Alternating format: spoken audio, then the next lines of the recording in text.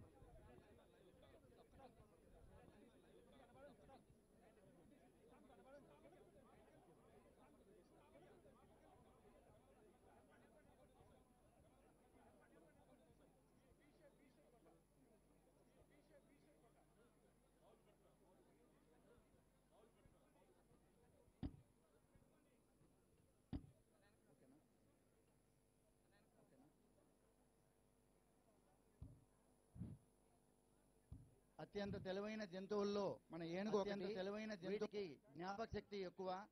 ఏనుగులు బలానికి బాగా కలిగి ఉండేవారు. ఇవి 70 సంవత్సరాల కంటే ఎక్కువ జీవిస్తాయి. ఒక బిడ్డకు 22 నెలలు కలిగి ఉండేవారు మోయాల్సి వస్తుంది. 70 సంవత్సరాల కంటే ఎక్కువ జీవిస్తాయి. గజగామిని అంటారు. రాజులంటే అందరికీ ఇష్టం, గౌరవం. మన ఆంధ్రప్రదేశ్ ప్రజలు గర్వపడేలా మన పలంనేరు ప్రాంత ప్రజలను, రైతులను ఆనందింపజేయడానికి, రైతుల పొలాలను మదపటి ఏనుగుల బారి నుండి కాపాడడానికి, వాటిని మన కౌండిన్య అడవులోనికి పారదోలడానికి మన ఉప ముఖ్యమంత్రి గారు ఎంతో కృషి చేసి 4 గజరాజులను, కుంకి ఏనుగులను కర్ణాటక నుండి 2 ఏనుగులను నయనాల నుండి తెప్పించి ముసలమడుగు ఎలిఫెంట్ క్యాంప్లో పెట్టించడం జరిగింది. దీని ప్రారంభోత్సవానికి వచ్చిన మన ఉప ముఖ్యమంత్రి గారికి పరిచయం చేసుకోవడానికి మన ఏనుగులన్నీ కూడా వస్తున్నాయి.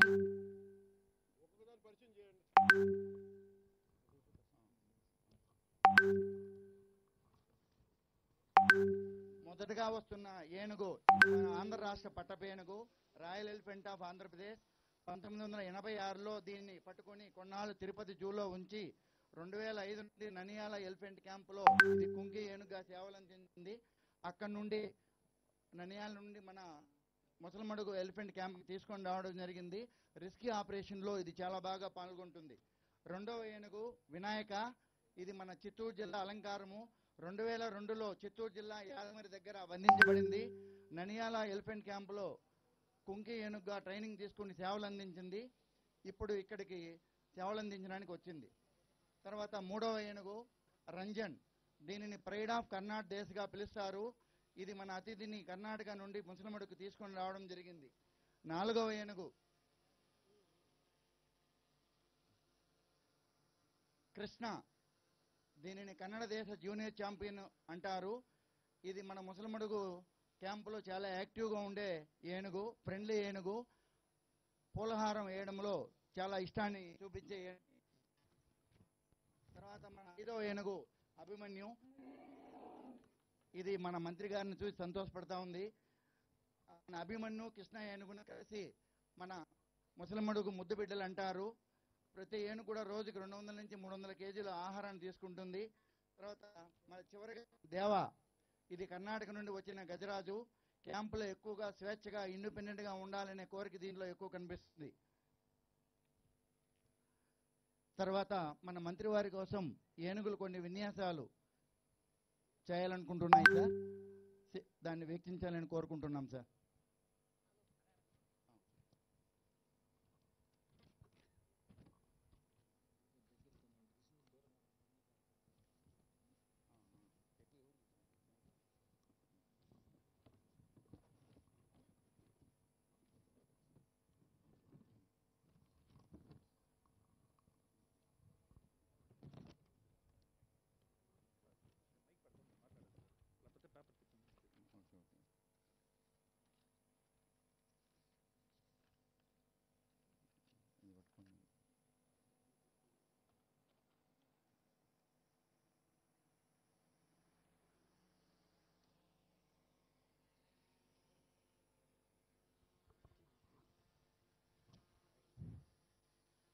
పెద్ద పెద్ద బండరాళ్లను దొంగలను మోగడానికి మన ఏనుగులు చాలా కాలం నుండి మన దేవాలయాలకు కట్టడాలకు సేవ చేశాయి. మా పూర్వీకులు చేసినట్టు మేము కూడా దొంగలు మోసి చూపించగలమని మన మంత్రివర్యులకు అది చూపిస్తున్నాయి. ప్రతి ఏనుగు కూడా దీనికన్నా బలమైన వస్తువులను మోయగలదు.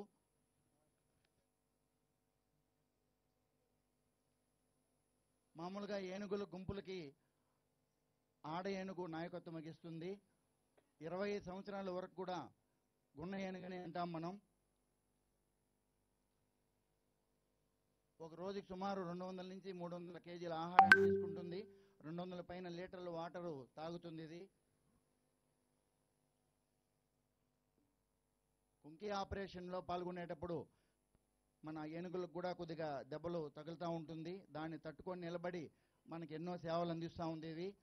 తర్వాత మనకు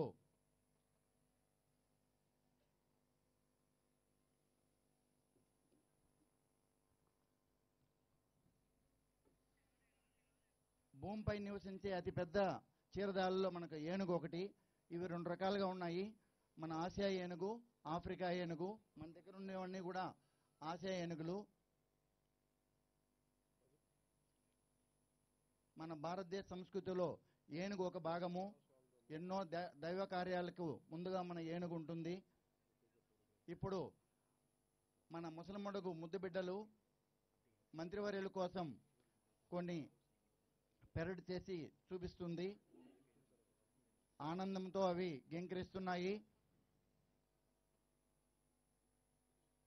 తమని ఇక్కడ తీసుకొచ్చిన మంత్రివర్యుల్ని చూసి ఆనందిస్తున్నాయి.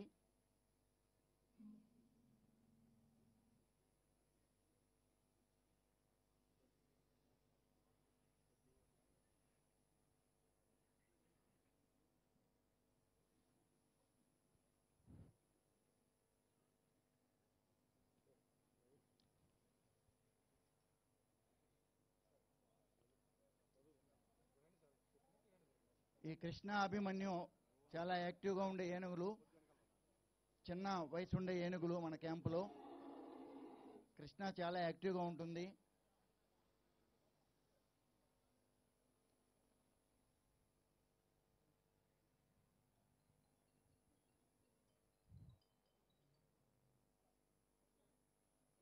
చాలా విన్యాసాలు వీటికి వచ్చు.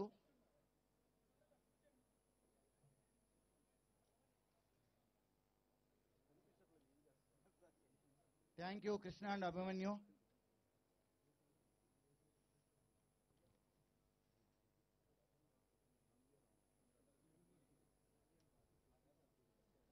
ఇప్పుడు అడవిలో మన కుంకి ఏనుగులు వెళ్ళి మదపు ఏనుగుల్ని ఎలా పట్టుకుంటుందో మనకు ఒక మోడల్ చూపిస్తారు. అందులో మన క్యాంపులో ఉండే వినాయక అనే ఏనుగు మదపు ఏనుగును ముందు నుండి లాగుతూ ఉంటుంది. వెనక మన ఆంధ్రప్రదేశ్ పట్టపేనుగు జయంతు వెనక నుండి ఆ మదపు ఏనుగును తోస్తూ ఉంటుంది. కృష్ణ, వినాయక పక్క నుండి సపోర్ట్ చేసి ఆ ఏనుగు నడిపించడానికి ఉపయోగపడుతుంది. ఈ విధంగా మనకు ఆగస్టు 2లో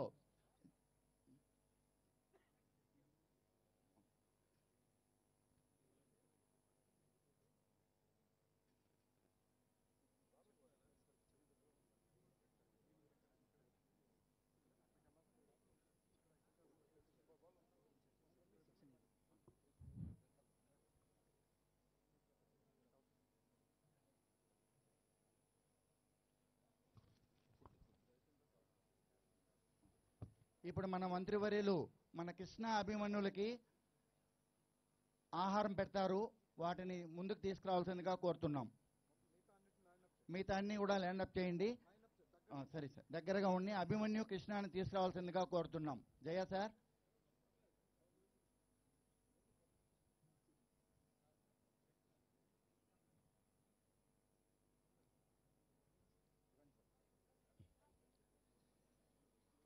కృష్ణ, అభిమన్యు మంత్రివర్యుల దగ్గరికి ఆహారం కోసం వచ్చాయి.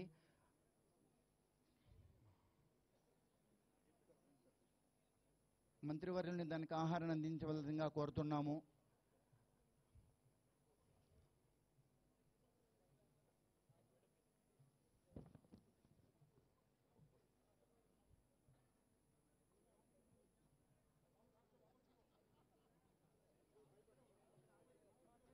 సో దయచేసి కెమెరా వాళ్ళు జనాలు కొంచెం దూరంగా ఉండండి ప్లీజ్. వైట్ షర్ట్ వేసుకున్న వాళ్ళ దగ్గరికి వెళ్ళొద్దండి.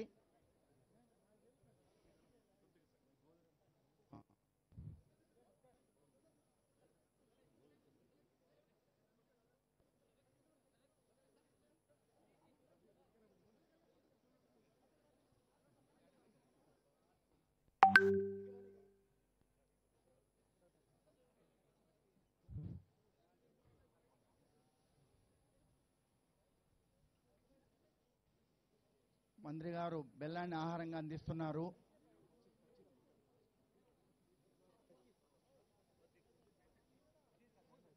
అవి ఇష్టంగా ఆహారాన్ని తీసుకుంటున్నాయి.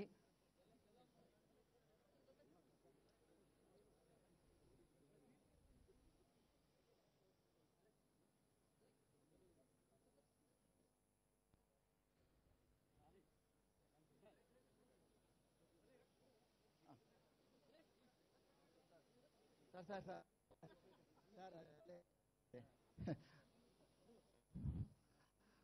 మంత్రి వాళ్ళని ఏనుగులు ఆశీర్వదించడానికి ఉత్సాహపరుస్తున్నాయి. కృష్ణ అని పిలిస్తే వాళ్ళ దగ్గరకు వచ్చి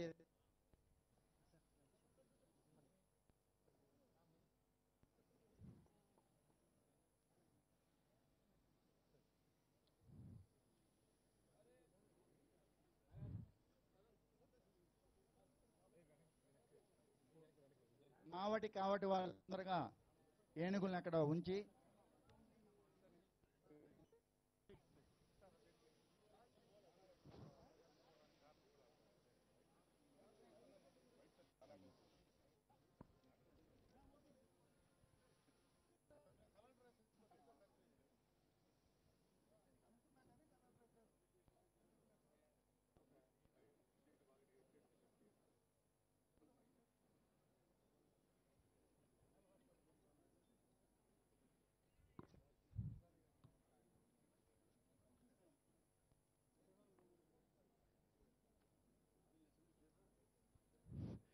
ఏనుగులని మొదటి క్రమంలో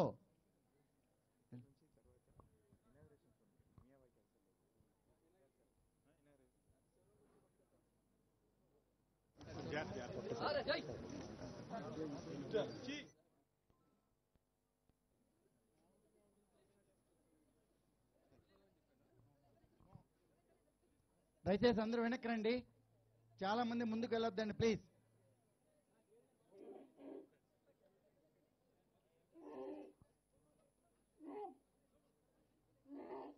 ఏనుగులన్నీ కూడా చాలా ఆనందంగా ఫీల్ అవుతున్నాయి. కానీ ముందుకెళ్తే ఇబ్బంది అవుతుంది. ఇంటరాక్షన్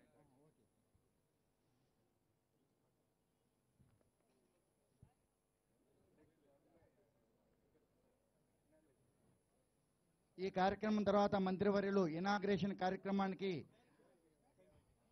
వెళ్ళడానికి వస్తున్నారు. దయచేసి అందరూ దారి ఇవ్వాల్సిందిగా కోరుతున్నాము.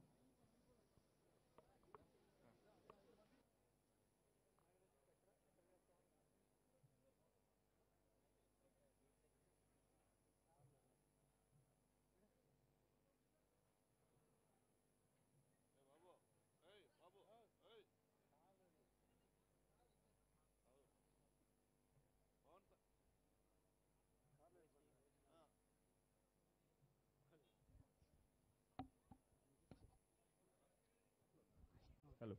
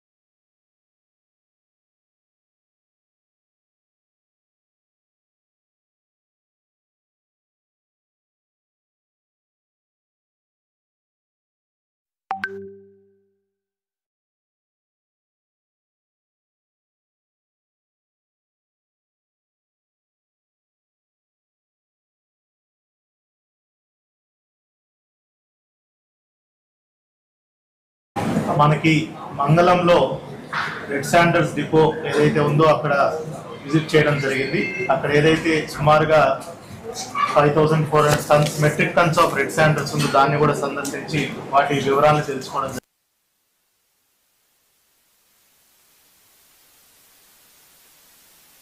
ఏదైతే రెడ్ శాండర్స్ అఫెక్ట్ అయినటువంటి జిల్లాల్లో ఉన్నటువంటి ఎస్పీలు 7 ఎస్పీలు, 7 డిఎఫ్ఓలు, అదేవిధంగా రాష్ట్ర స్థాయి అధికారులు PCCF గారు and head of forest force and all other red Sanders task force SP గారు అండ్ దెన్ అదర్ అఫీషియల్స్ అందరితోటి రివ్యూ చేయడం జరిగింది. రెడ్ శాండర్స్ని ఎట్లా కట్టడి చేయాలి, ఎటువంటి చర్యలు తీసుకోవాలి, ఎటువంటి యాక్షన్ ప్లాన్ తీసుకోవాలి, దానికి దిశానిర్దేశం చేయడం జరిగింది. దానికి సంబంధించి ఇప్పుడు గౌరవ ఉప ముఖ్యమంత్రి వారిని మాట్లాడేందుకు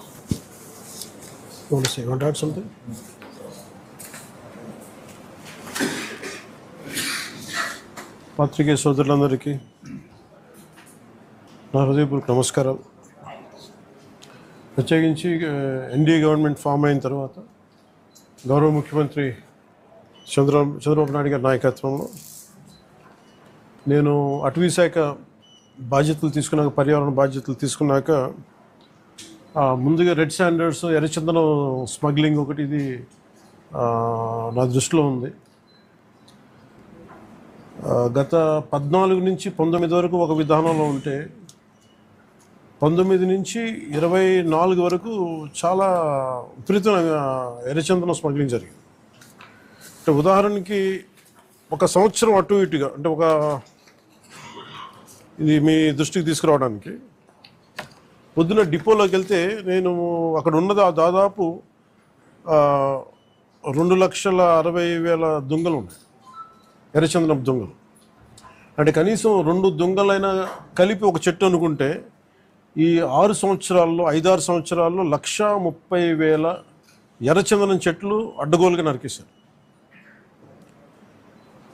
ఇది మనకి ఆన్ రికార్డు మనకు ఉంది ఇప్పుడు.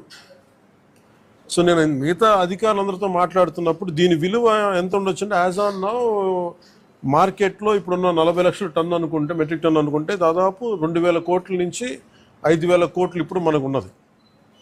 అసలు ఇది పట్టుకున్నది ఎంత ఉంటుంది అంటే దీనికి కనీసం 2 నుంచి 3 దాకా ఉంటుంది అనేది ఒక అంచనా కింద మన అధికారులు చెప్తా ఉన్నారు. సో దీన్ని బట్టి మీరు అర్థం చేసుకోవచ్చు, ఒక క్లోజ్ టు ఒక 8,000 to 10,000 crores వర్త్ ఎర్రచందనం ఇక్కడ స్మగ్లింగ్ చేయబడింది. సో నేను ఛార్జ్ తీసుకున్న తర్వాత ముందస్తుగా ఏం చేసాం, ఏంటి ఇష్యూస్ ఉన్నాయంటే మేము కర్ణాటక రాష్ట్రానికి వెళ్ళి మాట్లాడుతున్నప్పుడు అంటే ఎంత అలసత్వంతో ఉన్నాం అని చెప్పడానికి 140 కోట్ల ఎర్రచందనం దొంగలు కర్ణాటక అటవీ శాఖ అధికారులు స్వాధీనం చేసుకున్నారు. దాన్ని వాళ్ళు అమ్మేశారు. అది నేను కుంకి ఏనుగుల కోసం వెళ్ళి వాళ్ళతో ఇంటరాక్షన్లో వాళ్ళు థ్యాంక్స్ చెప్తున్నాను, మీకు థ్యాంక్స్ చెప్పాలి, మాకు మీ వల్ల మాకు 140 కోట్లు మా అటవీ శాఖకు వచ్చినాయి అని. ఏంటి వచ్చినాయి అంటే మీరు కొట్టేసిన ఎర్రచందనం, మీ స్మగ్లర్లు కొట్టేసిన ఎర్రచందనం దొంగలు మేము ఇక్కడ పట్టుకుని దాన్ని వేలం పాటలు అమ్మేసి మాకు 140 కోట్లు వచ్చిందని. అంటే దీనికి అప్పుడున్న మంత్రులు కానీ ఒక్కరు కూడా బాధ్యత తీసుకోలేదు. ఈరోజు నేను దాన్ని పొలిటికలైజ్ చేయడానికి కూడా పెద్ద ఎక్కువ మాట్లాడే దాని గురించి, ఎందుకంటే జరిగిపోయిన దాని గురించి మనం ఏం చేయలేం, కానీ ఏం కరెక్షన్స్ చేయాలి భవిష్యత్తులో అనే దాని మీద ఉంది. దీంట్లో కూర్చోబెట్టి ఎస్పీ సుబ్బారెడ్డి గారి నేతృత్వంలో టాస్క్ ఫోర్స్ పనిచేస్తూ ఉంది, రెడ్ శాండర్స్ని ట్యాకిల్ చేసే టాస్క్ ఫోర్స్. దీని గురించి కూర్చోబెట్టి అటవీ శాఖ అధికారులతోటి కానీ అండ్ టాస్క్ ఫోర్స్ అధికారులందరితో కూర్చోబెట్టి 5 జిల్లాల ఎస్పీలతో కూర్చొని మాట్లాడాము. ఇప్పుడు దాకా ఒక రివ్యూ మీటింగ్ చేశాం. అంటే ఈ మీటింగ్ తాలూకు ఇంటెన్షన్ ఏంటంటే ఎంత స్మగ్లింగ్ జరిగింది, ముందు ఎంతసేపు ఎర్రచందనం జరిగింది, ఎర్రచందనం స్మగ్లింగ్ జరిగింది అని ద వాల్యూమ్ ఆఫ్ స్మగ్లింగ్ ఎంత ఉంది, ఎన్ని దొంగలు ఉన్నాయి మీరు ఊహించుకోండి. 2,60,000 దొంగలు అంటే 1,30,000 పచ్చని చెట్లు ఇప్పుడు ఈరోజు మన కొట్టేస్తే వచ్చినాయి. దీనికి కొన్ని లక్షల చెట్లు కొట్టేస్తుంటాయి, కానీ ఇంకో 2 లక్షలు అదనంగా కొట్టింటారు, కానీ తక్కువ క్లోజ్ టు ఒక 1.5 to 2 lakh చెట్లు కొట్టేస్తుంటారు. ఇది మనకి అందరినీ లెక్కేది. ఇప్పుడు అన్నీ వెళ్ళి లోపలికి వెళ్ళి చూస్తే పెద్ద చెట్లు ఏం లేవు. అన్నీ కొట్టేసిన చెట్ల తర్వాత పక్క నుంచి వచ్చే మొలకలు కొంచెం పెద్దగా అయినాయి కానీ. సో ఎర్రచందనం ఇది ప్రత్యేకించి ఎర్రచందనం శేషాచలం అడవులకే వెంకటేశ్వర స్వామి వెలిసిన ఈ ప్రాంతానికి ఎందుకు ప్రసిద్ధి అంటే ఇది ఆయనకి గాయం తగిలి ఆయన రక్తం నుంచి వచ్చింది. అందుకే దానికి ఆయన రక్తం కింద పడింది కాబట్టి ఆ రక్తాన్ని వృధా పోనివ్వటం ఎందుకని చెప్పి దానిని ఆయన ఎర్రచందనంగా చేశారనేది ఇది మన శాస్త్రాలు చెప్తా ఉంటాయి. సో ఎర్రచందనం అనేది అంత ప్రాశస్త్యం దాన్ని. ఇట్స్ దాన్ని జస్ట్ ఏదో మనం కూర్చొని ఒక చెట్టు అని కాదు, ఇట్స్ ఒక డివైన్, దీనికి ఒక డివైన్ యాంగిల్ ఒకటి ఉంది. సో ఇవన్నీ దృష్టిలో పెట్టుకుని మనం కాపాడుకోవాల్సిన అవసరం, ఎందుకంటే ఒక్కొక్క చెట్టు ఇట్ క్రియేట్స్ ఒక బయోడైవర్సిటీ, ఒక ఎకో సిస్టమ్ క్రియేట్ చేస్తుంది. కానీ ఇట్లా అడ్డగోలుగా వీళ్ళు డబ్బుల కోసం వీళ్ళు అడ్డగోలు ఖర్చు పెట్టేస్తే, ఇష్టారాజ్యంగా చేస్తే అసలు ఎవరు ఏమీ చేయలేరు అనుకున్నప్పుడు రాగానే గౌరవ ముఖ్యమంత్రి చంద్రబాబు నాయుడు గారు రాగానే మేము ప్రత్యేకించి మేము పట్టుకుని లా అండ్ ఆర్డర్ ఒకటి, రెడ్ స్టాండర్డ్స్ మటుకు వీ హ్యావ్ టు పెట్టి ఫర్మ్ హోల్డ్ తీసుకోవాలి, ఫర్మ్ స్టాండ్ తీసుకోవాలని నిర్ణయించుకున్నాం. తీసుకున్న తర్వాత మన టాస్క్ ఫోర్స్ని ఏర్పాటు చేయడం జరిగింది. ఆ టాస్క్ ఫోర్స్లో కూడా ఇప్పుడు దాకా నేను ఎప్పుడైతే మన కర్ణాటకకి వెళ్ళానో, కర్ణాటక అటవీ శాఖ మంత్రి గారిని కానీ గౌరవ ముఖ్యమంత్రి సిద్ధరామయ్య కానీ నేను అడిగింది ఏంటంటే, వీళ్ళ స్టేట్ టు స్టేట్ ఒక కోఆపరేషన్ కావాలి, మాకు ఒక అండర్స్టాండింగ్ లేదు, లెటర్ ఆఫ్ అగ్రిమెంట్ లేదు, లెటర్ ఆఫ్ అండర్స్టాండింగ్ లేదు. ఎందుకంటే నేపాల్లో మన ఆంధ్రాకి చెందిన ఎర్రచందనం అక్కడ దొరికితే, ఎర్రచందనం మేజర్లీ ఆంధ్ర, ముఖ్యంగా మన శేషాచలం అడవులు, ఇక్కడ దొరికింది నేపాల్లో పట్టుబడితే, అది కూడా కొన్ని 100 కోట్లు పట్టుబడితే నేను ఛార్జ్ తీసుకోగానే ఫస్ట్ పెట్టిన ఇది సంతకం ఏంటంటే అక్కడి నుంచి తీసుకురావడం. అంటే అది ఏముందంటే కంట్రీకి అండర్స్టాండింగ్ ఉంది. అంటే వేరే కంట్రీలో ప్రొడ్యూస్ అయిన ఉత్పత్తి అయినది ఏదైనా సరే అక్కడ దొరికితే అది మేము తిరిగి తీసుకురావచ్చు అనేది అది ఒక ఇంటర్పోల్లో లేదంటే ఒక బిట్వీన్ కంట్రీస్ ఉన్న ఒక అండర్స్టాండింగ్ ఉంది. అది మన రాష్ట్రాలకు ఎందుకు లేదని చెప్పి నేను ఆ ఇనిషియేటివ్ తీసుకొని కర్ణాటకకి వెళ్ళి కర్ణాటక ప్రభుత్వాన్ని, అటవీ శాఖ మంత్రి గారిని ఈశ్వర్ ఖండ్రే గారిని మాట్లాడి వారితో మాట్లాడి we have letter of understanding between states system, మన కర్ణాటకకి మన ఆంధ్రకి. అలాగే మనకి భూపేంద్ర యాదవ్ గారి దగ్గరికి వాళ్ళకి ఏం చెప్పారంటే ఇది మీరు అన్ని స్టేట్స్కి మీరు అప్లై చేయండి మీరు అని ఆ రోజు కోరితే, తర్వాత రిపీటెడ్ మీటింగ్స్ జరిగినాయి, 2-3 మీటింగ్స్ జరిగినాయి. 5 మీటింగ్స్ తర్వాత నౌ అగ్రిమెంట్ అంటే ఏ స్టేట్లో ఆంధ్రప్రదేశ్ తాలూకు ఎర్రచందనం దొరికినా కానీ మనకి ఆ స్టేట్ మనకు తిరిగి అప్పగించేస్తుంది. అది ఎన్డీఏ ప్రభుత్వం తీసుకొచ్చిన ఇనిషియేటివ్. సో దాని ద్వారా ఎస్పీ గారు తన టాస్క్ ఫోర్స్ నిపించి ఎంతమందిని సార్ మనం can you give the details? లేదు అంటే మిగతా రాష్ట్రాల్లో ఎంత పట్టుకున్నాం కదా, ఒక కెన్ని కేసు క్లోజ్ టు రీసెంట్గా సార్ గుజరాత్ రాష్ట్రము, తర్వాత ఢిల్లీ, కర్ణాటక, తమిళనాడు రాష్ట్రాల నుంచి దాదాపుగా ఈచ్ రాష్ట్రం నుంచి 4 to 5 tons ఆఫ్ ఎర్రచందనాన్ని మనం సీజ్ చేసి మళ్ళీ వెనక్కి తీసుకురావడం జరిగింది సార్. దాదాపు ఒక 30-40 crores ఉంటుంది కదా, 25 to 30 crores. 25 to 30 crores ఉంటుంది. At the same time 149 persons other states ఏంటి, అదర్ స్టేట్ అఫెండర్స్ అందరినీ కూడా NBWC ఎగ్జిక్యూట్ చేసి అరెస్ట్ చేయడం జరిగింది సార్. తర్వాత ఈ మధ్యకాలంలో మనం టాస్క్ ఫోర్స్ 83% కన్విక్షన్ని మనం రీచ్ అవ్వడం జరిగింది సార్.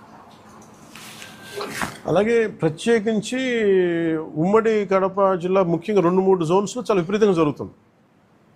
అంటే అది చాలా అసలు విలువైన వుడ్, అది అసలు ఆ సిస్టమ్ అంతా ఆ అడవికి చాలా అవసరం.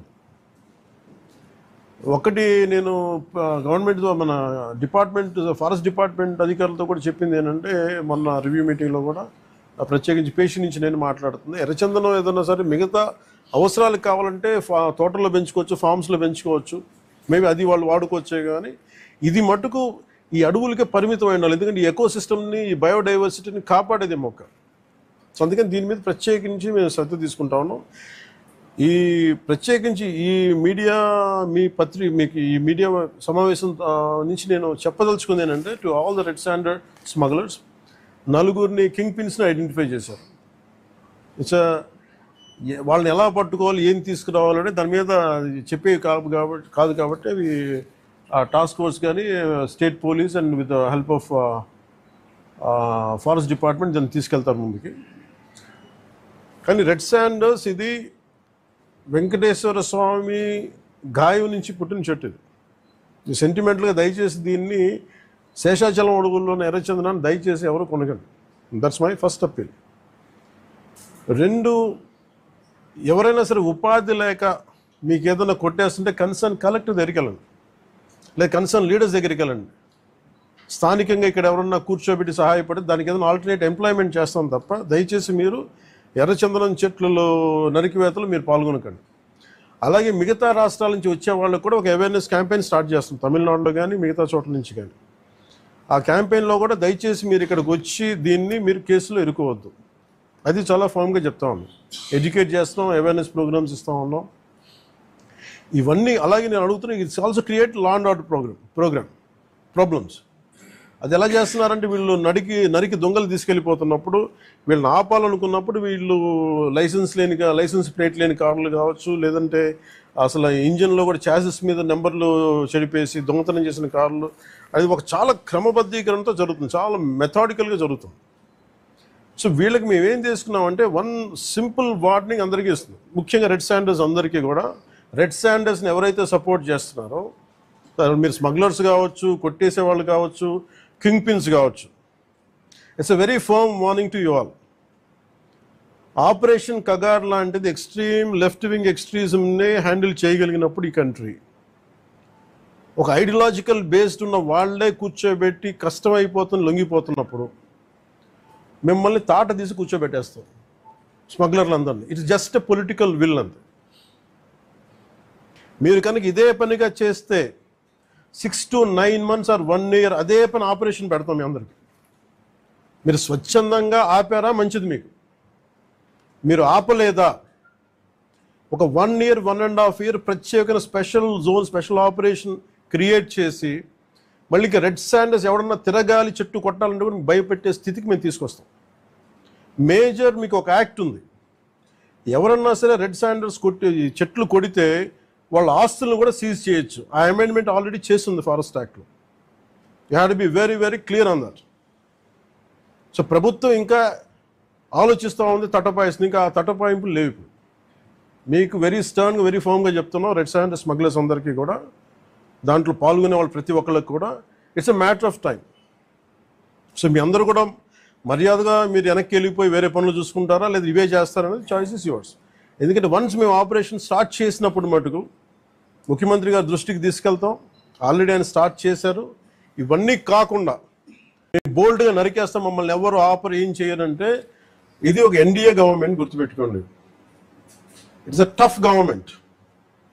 ప్రజల వెల్ఫేర్ ఎంత కోరుకుంటుందో, పర్యావరణాన్ని ప్రకృతిని మీరు విధ్వంసం చేసి ఎర్రచంద్రాన్ని అడ్డగోలుగా మీరు నరికేసి మీకు కనిపించేది ఈరోజు వెళ్ళి చూస్తున్న 1,60,000 ఎర్రచందనం చెట్లు నరికేసి ఎన్ని వేల కోట్లు డబ్బులు చేసుకున్నారో ఎవరిని మేము వదలం.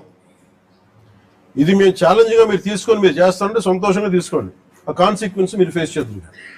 ఇది చెప్పడానికి మీ అందరికీ పాత్రికేయ సోదరులందరికీ తెలియజేస్తాం. థ్యాంక్ యూ సార్, జై హింద్. సార్ కోర్ట్స్ ద్వారానా? సార్ కోర్ట్స్ ద్వారా అన్ని పనిష్మెంట్స్ ఉన్నాయి సార్ క్లియర్గా. నేను అనేది అంటే ఫస్ట్ ప్రైమరీగా ఏం చేయాలి sir, the biggest thing is మన ఇంట్లో మన పెరట్లో నుంచి వెళ్ళిపోతున్నప్పుడు ముందు మన పెరట్ని మన బార్డర్స్ని రక్షించుకోవాలి. ఫస్ట్ వెళ్ళిపోయిన తర్వాత పోర్ట్లు వెళ్ళక ముందు మన కంట్రోల్లో ఉండగా మనం ఆపడం ఫస్ట్ ప్రయారిటీ కింద పెట్టాను. అదే మీరన్న మాట డిస్కషన్కి వచ్చింది. వేరే స్టేట్లతో మాట్లాడటం, కర్ణాటక వెళ్ళి మాట్లాడగలం, తమిళనాడుతో వెళ్ళి మాట్లాడగలం, లేదంటే ఎస్పీ గారు మొన్న టాస్క్ ఫోర్స్ వాళ్ళు వెళ్ళి గుజరాత్ నుంచి పట్టుకొచ్చారు, సీజ్ చేశారు, ఢిల్లీ నుంచి సీజ్ చేశారు, ఇవన్నీ చేయొచ్చు. కానీ వాటన్నిటికంటే ముందు అసలు ఇక్కడి నుంచి ఒక మొక్క కూడా కొట్టకుండా ఉంది. ఎందుకంటే రాజస్థాన్లో వైష్ణవైట్స్ ఒక చెట్టు కొడితే దానికి ఒక యుద్ధాలు జరిగింది. సో అలాంటి నేను కోరుకున్న స్థానికంగా శేషాచలం అడవుల్ని మనకి వెంకటేశ్వర భక్తులందరూ కూడా మీరు కాపాడుకోవాల్సిన అవసరం ఉంది. ఒక్క చెట్టును కూడా కొట్టకుండా చూసుకోండి. నిజంగా అది మీ భవిష్యత్తులో ఫర్నిచర్కి ఏదైనా కావాలనుకున్నప్పుడు చాలా చోట్ల ఫార్మ్స్లో పెరుగుతుంది. దయచేసి మీరు దాన్ని పెంపొందించేలా చూసుకోండి తప్ప దయచేసి శేషాచలం అడుగుల్లో ఉన్న ఎర్రచందనాన్ని దయచేసి ఎవరు కొనొద్దు, దయచేసి దాన్ని ఎంకరేజ్ చేయండి. Thank you sir. అన్ని ఉన్నాయి sir, I will let you know.